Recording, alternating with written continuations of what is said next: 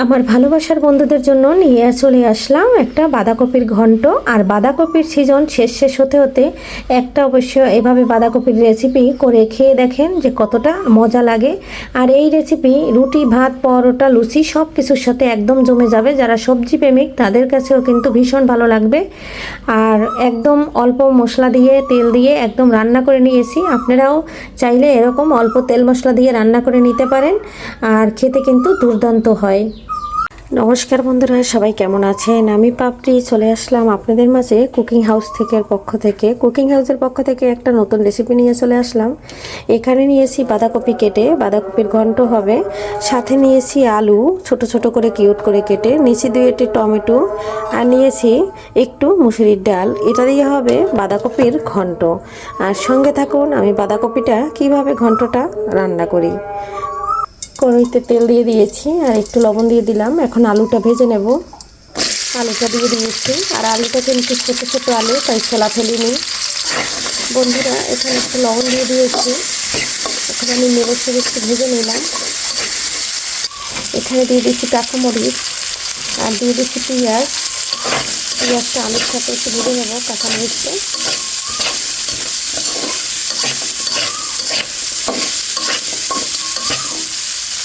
বন্ধুরা, পেঁয়াজটা ভাজা ভাজা হয়ে গেছে আর কাঁচামরিচটাও ভাজা হয়ে গেছে। এখন দিয়ে দিচ্ছি ডাল, এখন দিয়ে দিচ্ছি বাঁধাকপিটা দিয়ে নেড়ে ছেড়ে মিশিয়ে নিচ্ছি। তবে এই পর্যায়ে দিয়ে দেবো লবণ। এখানে চাইলে আপনারা মটর ডালও দিতে পারেন। আমার মটর ডাল আছে ফ্রিজে, পচে নিচে খুঁজে পাচ্ছি না, তাই আমি মটর ডালটা এখন দিচ্ছি না। লবণটা দিয়ে খুব সুন্দর করে মিশিয়ে নিচ্ছি। এরপরে দিয়ে দেবো কিছুটা জলটা দিয়ে খুব সুন্দর করে কষিয়ে নেব। এখন আমি জল দিয়ে দিচ্ছি। বন্ধুরা, নেড়ে ছেড়ে দিয়ে এখন ঢেকে দিচ্ছি, সিদ্ধ হোক। 10 মিনিটের মতো ঢাকনা দিয়ে রান্না করে নিচ্ছি। বন্ধুরা, 10 মিনিট পরে চলে আসছি। এখন একটু নেড়ে ছেড়ে দিব।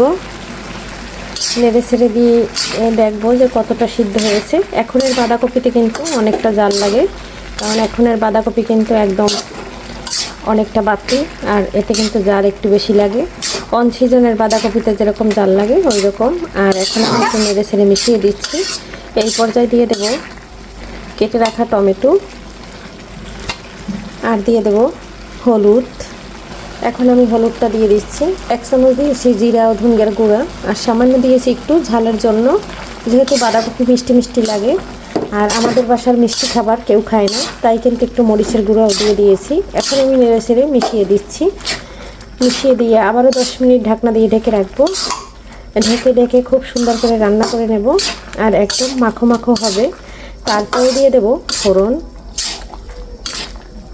নেড়ে ছেড়ে মিশিয়ে দিয়ে আবারও ঢাকনা দিয়ে 10 মিনিটের জন্য ঢাকনা দিয়ে ঢেকে দিচ্ছি। বন্ধুরা, 10 মিনিট পরে চলে আসলাম। এই যে দেখুন একদম সিদ্ধ হয়ে গেছে। এখন ফোড়নের জন্য নিয়ে নিচ্ছি এখানে 2টা তেজপাতা, জিরা, আর নিয়েছি 2-3টা কালো জিরা। ফোড়নটা দিলে কিন্তু এই বাঁধাকপির ঘন্ট টেস্ট দ্বিগুণ বেড়ে যায়।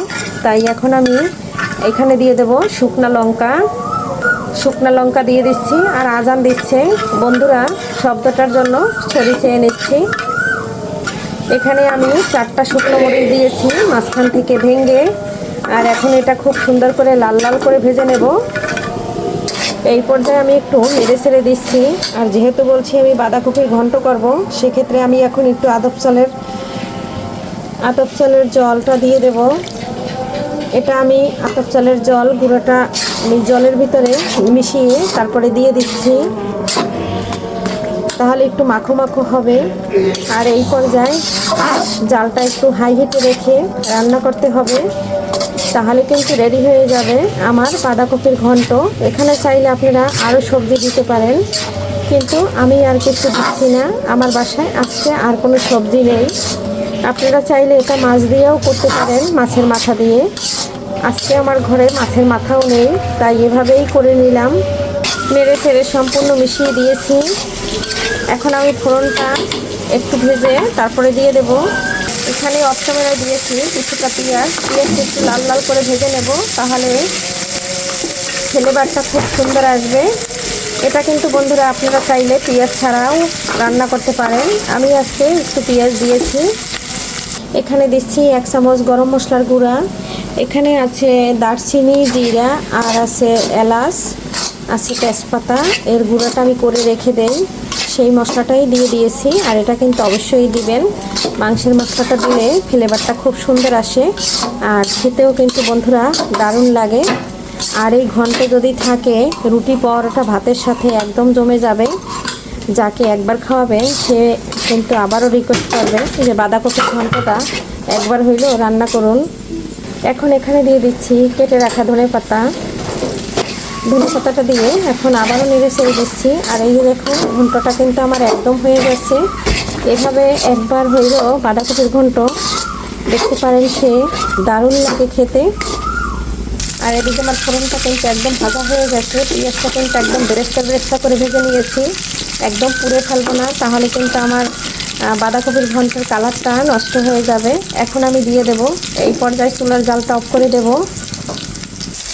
এই যে দেখুন বন্ধুরা দিয়ে দিচ্ছি। এখন আমি নেড়ে ছেড়ে মিশিয়ে দিচ্ছি। আর আমার একদম ডান হয়ে গেছে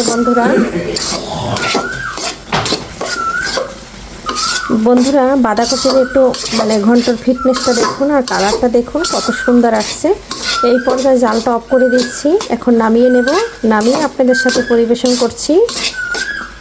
এখন কিন্তু আমি প্লেটে নামিয়ে নিচ্ছি। আর দেখুন কত সুন্দর হয়েছে। এভাবে বন্ধুরা একবার হইলেও তৈরি করে দেখতে পারেন। আর আমার ভিডিওটি কে কোথা থেকে দেখছেন অবশ্যই জানাতে ভুলবেন না। আর আজকে আমি এখানে রাখবো, একদম হয়ে গেছে রেডি। আর আজকের মতো বিদায় নেব। সবাই ভালো থাকবেন, সুস্থ থাকবেন। আমার গলাটা বসে গেছে ঠান্ডার জন্য।